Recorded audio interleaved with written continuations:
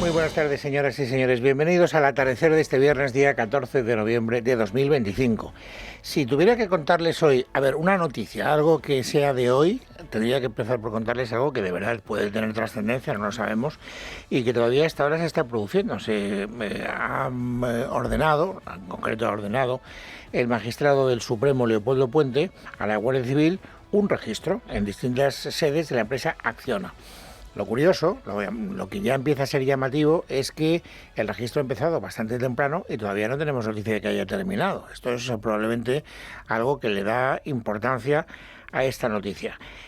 También hay algún aspecto detrás de este relato informativo que yo creo que le confiere una cierta notoriedad. En primer lugar, esta acción que ha emprendido el magistrado Leopoldo Puente forma parte de una pieza separada y secreta de la causa que se sigue contra Santos Cerdán. Lo que se está buscando en concreto es documentación determinada sobre obras cuya adjudicación pudo hacerse de manera fraudulenta. Y además, según las fuentes que están citando todos los medios de comunicación, se tiene la certeza de que había ya con carácter previo algunas sospechas fundadas y que lo que se pretende con este registro es encontrar la prueba documental que efectivamente ratifique que esas sospechas estaban bien tiradas. Como les digo, el registro está siendo muy largo, lleva toda la mañana y se está incautando una gran cantidad de material, mucha documentación, hasta el punto de que nos dicen que es muy posible que se tarde semanas en analizar, en procesar todo lo que se está incautando en esta operación de la Guardia Civil. Y algunas fuentes jurídicas también añaden que ellos esperan, se confía en que la causa, el secreto de la causa, que donde se enmarca esta operación, este registro, se levante con carácter previo. Estos son los pocos datos que yo conozco. Hay algún dato más que puede tener interés y que nos cuenta a partir de ahora Noelia Bautista. Los agentes de la Guardia Civil han entrado a primera hora en las sedes que la constructora tiene en Bilbao y en Madrid en el marco de una pieza separada de la trama Koldo que investiga en secreto el Tribunal Supremo y que versa sobre el cobro de comisiones ilegales a cambio de adjudicación de obra pública después de que el informe de la UCO sobre Santos Cerdán detectara irregularidades en la adjudicación de obras como las de los túneles de Belatén Navarra que fueron adjudicadas a la UTE formada por Acciona y Servinavar 2000, que como saben es la empresa del propio Santos Cerdán. Según el Confidencial, el juez Leopoldo Puente sospecharía que Cerdán cobró comisiones ilegales de Acciona por intervenir en más de una decena de concursos públicos, una tarea por la que Acciona podría haberle pagado más de 6 millones de euros. Sepan que al tiempo que se ha llevado a cabo estos registros, la Guardia Civil ha irrumpido también en una empresa de Sevilla y en 2 cooperativas que Cerdán habría utilizado, sospecha el juez Leopoldo Puente, para ocultar estos sobornos que cobraba mientras a su vez ocupaba altos cargos en el Partido Socialista. Destacar que no es la primera vez que la Guardia Civil registra sedes de Acciona en busca de información sobre supuestos amaños públicos durante la estancia de José Luis Ábalos en el Ministerio de Transportes. Lo hizo también el 9 de junio Luis para investigar entonces expedientes relacionados con la Dirección General de Carreteras y de Adif. Bueno, pues acabamos de recibir un despacho informativo de agencia que nos dice, en concreto de la agencia EFE, que nos dice que ha finalizado hace muy pocos minutos este registro y que la UCO, la Guardia Civil, se ha incautado de documentación que ha sido capaz de llenar 3 mochilas completas que tendrán que ser ahora analizadas con cierto detenimiento. Este es el acontecimiento informativo más nuevo. De esto no teníamos noticia ayer, tampoco sabemos la trascendencia que tiene, porque naturalmente eso dependerá de lo que hayan encontrado y del análisis posterior a partir de ahora. Todo lo demás en el caudal informativo del día es resaca de lo que ocurrió sobre todo el día de ayer. Yo les decía que ayer no fue un mal día para el gobierno y me ratifico. Yo creo que ayer el gobierno pudo dormir tranquilo porque tuvo algunas buenas noticias. Algunas buenas, otras no se sabe si tan buenas. Probablemente la mejor de todas es el informe del abogado general del TJUE, del Tribunal de Justicia de la Unión Europea, porque supuso un espaldarazo para la ley de amnistía que había redactado el gobierno. Y a Bolaños ayer, el ministro de Justicia, intentó venderlo como un gran éxito y hoy naturalmente ha querido seguir vendiéndolo como un gran éxito, llegando tal vez un poco más lejos de lo que debería, en mi opinión. Pero en todo caso, ellos, como están tratando de allanar el camino en la dificultosa relación política con Junts per Catalunya, mandan un mensaje diciendo, oiga, que después de esto, a lo mejor los de Puigdemont se puede arreglar antes de lo previsible. No es una cuestión que dependa en absoluto del Gobierno. Yo creo que ayer es un paso muy importante para la validación definitiva de la ley de amnistía, que es una ley, por cierto, y esto es lo importante más que las cuestiones jurídicas, es una ley que se hizo para garantizar la convivencia en Cataluña. y por lo tanto, insisto, el señor Bolaños dice, bueno, pues esto nos allana el camino, nos lo hace más fácil, dice él. Bueno, no me voy ahora a enzarzar en matizar al señor Bolaños, no tiene ningún sentido, porque además esta es una iniciativa que cuando llegue el momento ya la comentaremos, pero vuelvo a repetir que el Tribunal Supremo tiene todavía toda la capacidad del mundo para presentar una cuestión prejudicial en el momento en el que alguien plantee de verdad el retorno de Puigdemont. Que lo haga o no lo haga, naturalmente eso es algo que tendrá que decidir en su día el Tribunal Supremo. Bueno, en todo caso, que el Gobierno está muy contento, ya lo estaba ayer, hoy vuelve a ratificar esa alegría, y que la oposición está tratando de ver la parte negativa, porque es verdad que hubo algunos adversativos, hubo algunas partes en ese informe del abogado general donde se hacían pequeños reproches, yo creo que pequeños reproches a la ley de amnistía. Lo gordo quedaba validado, pero había algunas cosas que al abogado no le sentaban bien. Y es precisamente en esos reproches, en esas zonas adversativas, donde se hace fuerte el Partido Popular. Ya lo hizo ayer Cuca Gamarra y lo ha vuelto a hacer hoy el señor Tellado. Creo que hace una lectura parcial y creo que esa euforia en la que se ha instalado el señor Félix Bolaños, bueno, pues me suena un poco parecido a cómo interpretaba los dictámenes de la Comisión de Venecia, ¿no? Bueno, Bolaños ha escuchado estas declaraciones y le ha dicho a Tellado, mire, lo mejor que puede usted hacer es leer bien el informe del informe general, y así se ahorrarán algunos ridículos como los que hicieron ayer cuando lo valoraron apresuradamente, viendo solo algunos titulares y sin entrar en el fondo de la cuestión. Yo le recomendaría al Partido Popular que lea antes de opinar y que piense antes de hablar, porque así se evitarían el bochorno que ayer tuvieron que protagonizar por dar una opinión absolutamente alejada de lo que decía el abogado general del Tribunal de Justicia. Bueno, ya saben que el informe de ayer tiene dos partes. La importante es la jurídica. Ahora tendrá que ser ratificada por el Tribunal de Justicia de la Unión Europea. Y ya saben que lo de ayer no es vinculante, se lo han explicado todos los medios de comunicación 14 veces. Lo que pasa es que sí que es verdad que habitualmente suele marcar el camino, digamos, el razonamiento que después hace suyo el propio tribunal. A veces no ocurre. Yo no sé si va a ocurrir. Yo sospecho que lo más fácil es que también en esta circunstancia concurra. Pero en el informe hay algunas cuestiones que van más allá de lo jurídico. Y que abren un debate político. ¿Por qué? Pues porque una de las cosas que dijo ayer el abogado general en ese informe es que no se puede hablar de autoamnistía, que es una de las cuestiones que han sido más criticadas dentro de España, no solo por las, voces judiciales que han hablado, sino también, por supuesto, por los actores de la vida política. Y hoy todavía, fíjense, algunas voces críticas dentro del PSOE siguen diciendo que, hombre, que esto de la ley de amnistía, si lo analizamos desde el punto de vista político, fue fruto de un chantaje, fue fruto de una exigencia que, si no hubiera sido porque Sánchez necesitaba aritméticamente a Junts, jamás se hubiera producido. ¿Quién ha dicho eso? Se lo pueden imaginar. Emiliano García Paje. Si la amnistía hubiera sido fruto de un consenso, oigan, miren, queremos pasar página de esta situación y literalmente olvidar, pelillos a la mar. Bueno, pero es que no fue así. Fue objeto de un contrato. Yo creo que la auténtica tranquilidad social no se contrata, no se alquila. Bueno, ese Emiliano García Paje, naturalmente, pues ya saben ustedes que tiene ese discurso particular.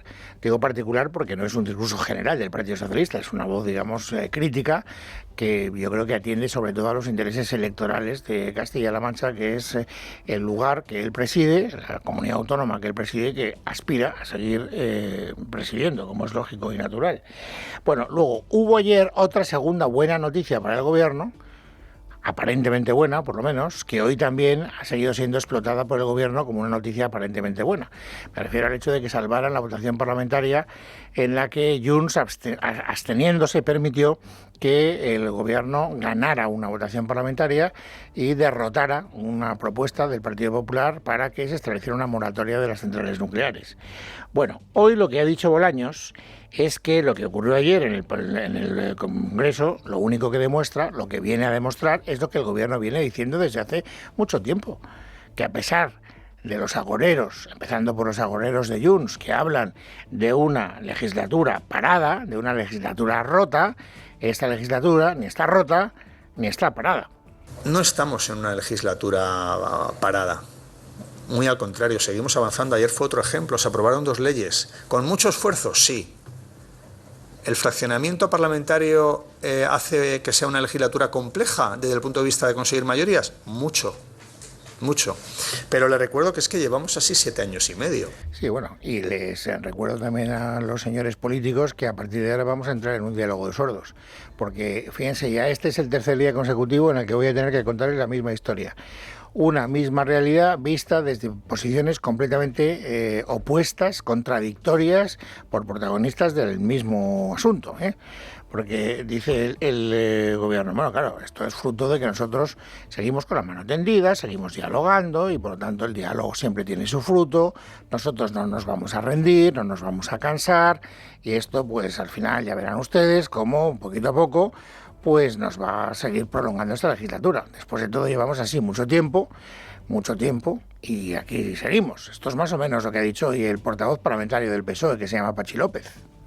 Nosotros creemos que el diálogo siempre tiene que formar parte de las relaciones entre formaciones políticas y vamos a verlo, pero como digo, nosotros estamos con la mano tendida y que vamos a seguir hablando con ellos. Ya, bueno, ¿y qué dice entonces ahora Junts? ¿No? Por eso digo lo del diálogo de sordos, porque ahora unos nos dicen diálogo, mano tendida, posibilidad de acuerdo. Ayer ya vimos cómo se aprobaron algunas cosas, en el futuro veremos cómo también se aprueben otras, etcétera. Bueno, pues si vamos a la fuente de la ruptura, que es Junts, es la portavoz parlamentaria, Míriam Nogueras, nos encontramos con que su discurso, por lo menos formalmente, no ha variado absolutamente nada. Esta mañana ha estado en Antena 3, ya estoy hablando con Susana Griso.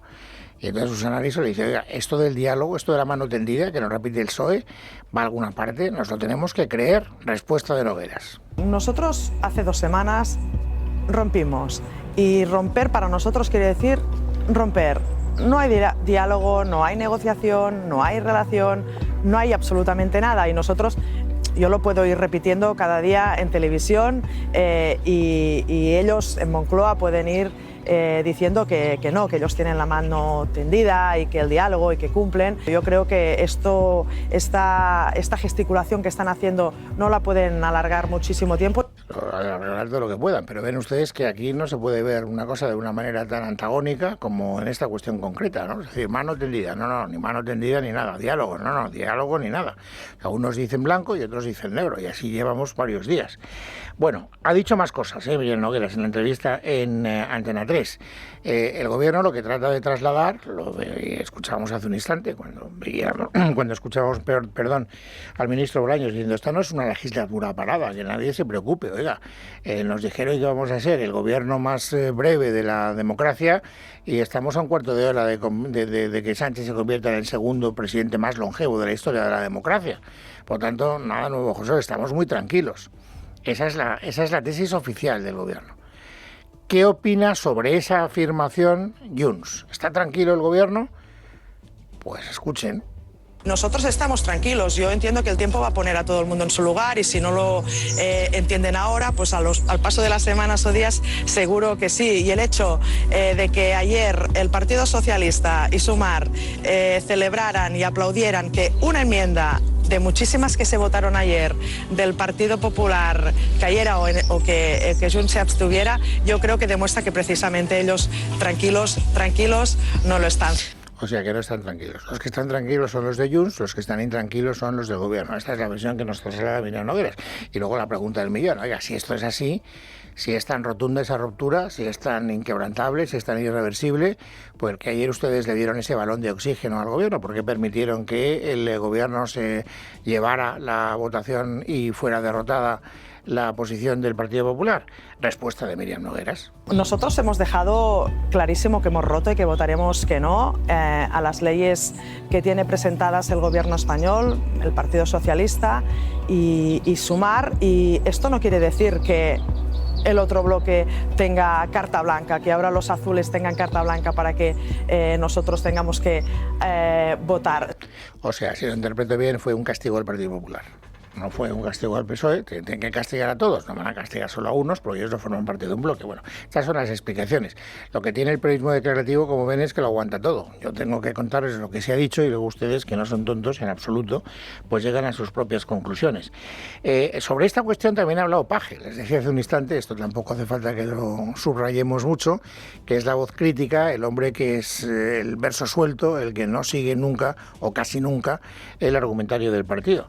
Claro, es muy curioso ver cómo todos los grandes mandatarios del PSOE dicen: mano tendida a Junts, vamos a dialogar con Junts, es muy importante el diálogo. Y entonces llega Paje y dice: hombre, ven ustedes, yo es que me quedaría más tranquilo si con Junts no habláramos en absoluto.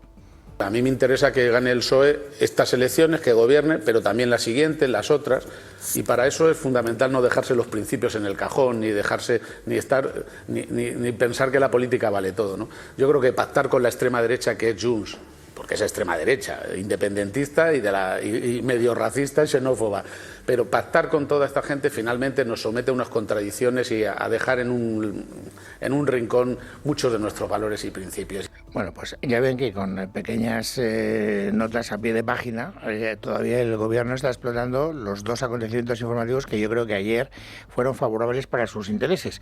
Ayer también quedó visto para sentencia, esto lo saben, el juicio contra el fiscal general del Estado.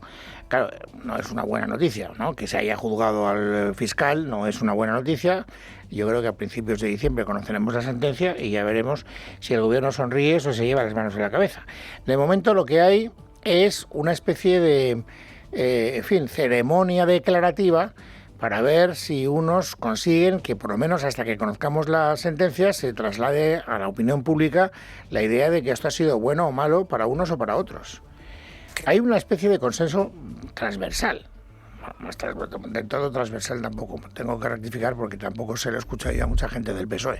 Pero bueno, sí que hay un cierto consenso en que, con independencia de cuál sea la sentencia contra el fiscal general del Estado, el deterioro de las instituciones, sobre todo de la Fiscalía, pues es bastante patente. O sea, ha quedado bastante maltrecha. Y hoy, desde ese punto de vista, me han sorprendido las declaraciones de María Chivite, la presidenta de Navarra. ¿Por qué? Porque ha dicho, bueno, descrédito institucional puede ser que sí, pero ojo, para todas las partes, también para la UCO. Creo que en este juicio quien ha salido debilitado son las instituciones en general, ¿no? Tanto el procedimiento del juicio como, por lo que hemos podido ver de algunos de los informes de la UCO.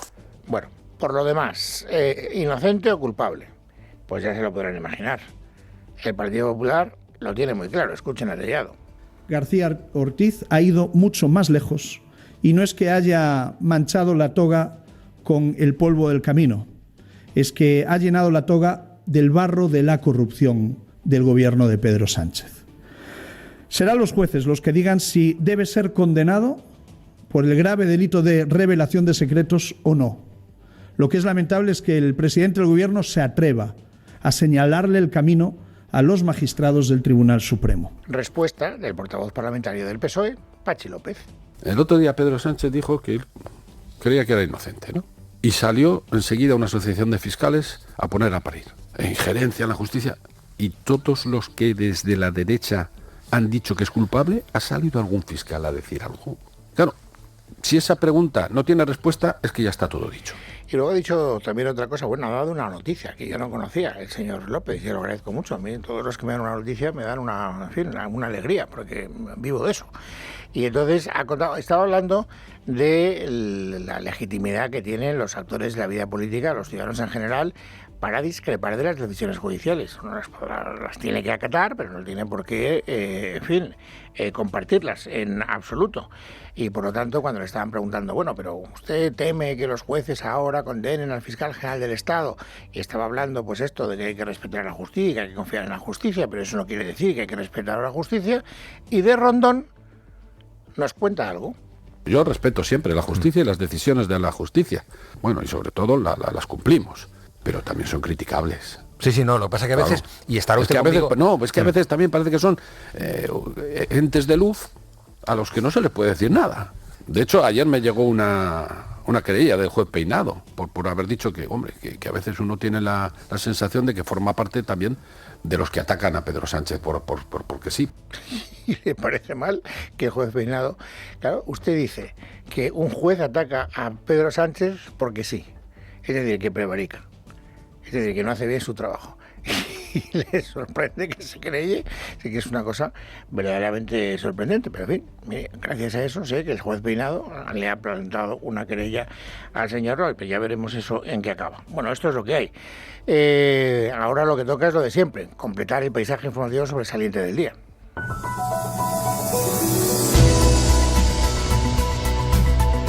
Esmeralda Ruiz, bienvenida, buenas tardes. ¿Qué tal, Luis? Buenas tardes. Tras semanas de secretismo y mensajes ambiguos respecto a unos nuevos presupuestos, pues el Gobierno pisa el acelerador y primero fue fijar para este lunes el Consejo de Política Fiscal y Financiera y hoy la ministra de Hacienda lo que ha confirmado es que la senda de estabilidad irá al día siguiente al Consejo de Ministros. María Jesús Montero tenía hoy un acto en Sevilla y desde allí lo ha dicho. La pretensión, tener la reunión del Consejo de Política Fiscal el lunes y el martes llevar al Consejo de Ministros esa senda de estabilidad con el techo de gasto. El techo de gasto no se lleva al Consejo de Política Fiscal, pero sí se lleva al Consejo de Ministros y, por supuesto, al Congreso de los Diputados, aunque no se vota. La idea del Gobierno, según desvelan hoy algunas crónicas, es llevar esta senda de estabilidad al Congreso de los Diputados a finales del mes de noviembre, como una tramitación de carácter urgente, y en caso de ser rechazada, pues se presentará otra senda distinta y si se vuelve a rechazar, los presupuestos se realizarán con la senda del año pasado. Bueno, en la Comunidad de Madrid se está produciendo estos días un debate muy interesante a propósito de la vivienda y de la compra por parte de extranjeros. Vox ha propuesto aumentar los impuestos a estos extranjeros para proteger, dicen ellos, el acceso a la vivienda de los españoles. Hablan en concreto de destinar lo recaudado con estos tributos a costear bonificaciones y exenciones fiscales para los españoles e impulsar la construcción de vivienda protegida. Este nuevo discurso en Vox llama la atención porque, si bien es cierto que siempre han defendido priorizar el acceso a la vivienda a los españoles, con la eliminación de las Golden Visa por parte del gobierno de Pedro Sánchez, defendieron que no era una medida que fuera a solucionar el problema de la vivienda. Ahora hay un cambio de guión. Ayer la presidenta de la Comunidad de Madrid criticó a Vox por su estrategia en materia de inmigración. Sus declaraciones no se entendieron y hoy las ha matizado. Que la inmigración no vale como un grifo cuando nos conviene y cuando no nos conviene. Eso es lo que vengo a decir, que no nos vale para algunas cosas sí, para algunas cosas no, o culpar, como dije, del mercado de la vivienda, porque según los datos, el 93% de la vivienda en Madrid es comprada por españoles. Por cierto, también es noticia de este viernes en Madrid la consejera de Sanidad de la comunidad que ha confirmado que no va a crear el registro de médicos objetores de conciencia del aborto. Esta noche finalizaba el plazo para saber qué iba a hacer la Comunidad de Madrid, por lo tanto deja la decisión final en manos de los tribunales. Y el dato del día es el de la inflación, que ha marcado este mes de octubre su nivel más alto de los últimos 16 meses. Eso significa que los precios siguen sin dar una tregua a los hogares, esta vez empujados por la electricidad y los billetes de tren y de avión. Hoy el INE ha confirmado la cifra que ya adelantó hace 2 semanas y que sitúa a España en la casilla de uno de los países de la eurozona con mayor inflación. Si en el conjunto de la zona euro ha bajado al 2,1%, en España ha subido hasta el 3,1% y no ha servido de nada la bajada de los precios de los carburantes gracias a la tregua del petróleo. Aún así, los componentes menos volátiles del IPC pues sí que han seguido presionando los precios al alza. La inflación subyacente, que ya saben ustedes, es la que excluye la energía y los alimentos no elaborados, ha avanzado 1/10 en línea con las estimaciones iniciales del INE, y eso es que ha subido hasta el 2,5%, también la cifra más alta en casi un año desde diciembre de 2024. Bueno, y Renfe se opone a recuperar las indemnizaciones por retrasos en los trenes. El ministro de Transportes, Óscar Puente, también cuestiona que esto vaya a ser eficaz y dice que si no lo hacen el resto de compañías, que puede afectar a la libre competencia. Ayer, para el que esté un poco despistado, el Congreso aprobó la enmienda del Partido Popular que obliga a Renfe a indemnizar a todos los viajeros que sufran un retraso superior a los 30 minutos en cualquier trayecto. Miguel Tellado, que es el secretario general del PP, ha dicho hoy que no se va a poder incumplir. Nosotros tenemos que decirle a Óscar Puente que las leyes están para cumplirlas. Y el Gobierno de España tiene la obligación de cumplir y hacer cumplir la ley. ¿Qué es eso de que un ministro anuncie, una vez que se aprueba una ley en el Congreso de los Diputados, que van a buscar la fórmula de no cumplirla. ¿Pero qué gobierno tenemos en España? ¿Pero qué gobierno de vagos y maleantes preside Pedro Sánchez? Claro que los pasajeros que sufran los retrasos de Renfe cobrarán indemnizaciones. Esto es un cálculo que ha hecho el diario El Mundo. ¿Saben cuánto se ha ahorrado Renfe este verano en pleno caos ferroviario? 79 millones de euros en reembolso, dato que, como decimos, publica hoy el diario El Mundo. Y una cosa más, el juez Adolfo Carretero ha procesado a Íñigo Errejón por las supuestas agresiones sexuales a la actriz Elisa Muliá. El magistrado considera que hay indicios de que podría haber actos con contenido sexual sin consentimiento de la víctima y de esta manera pues propone, por tanto, que sea enviado a juicio. En su auto, Carretero habla en plural del delito de agresiones sexuales porque menciona 3 episodios distintos, los 3 escenarios que habría relatado la propia actriz: en el ascensor de la casa de los amigos a la que fueron después de la presentación del libro de Errejón, posteriormente en ese domicilio y finalmente en el taxi que les iba a llevar a la casa de la actriz. Tras la decisión del juez, pues las partes tienen ahora 10 días para presentar el escrito en el que digan si tiene que haber juicio, en el que presenten su acusación o si se debe archivar este procedimiento.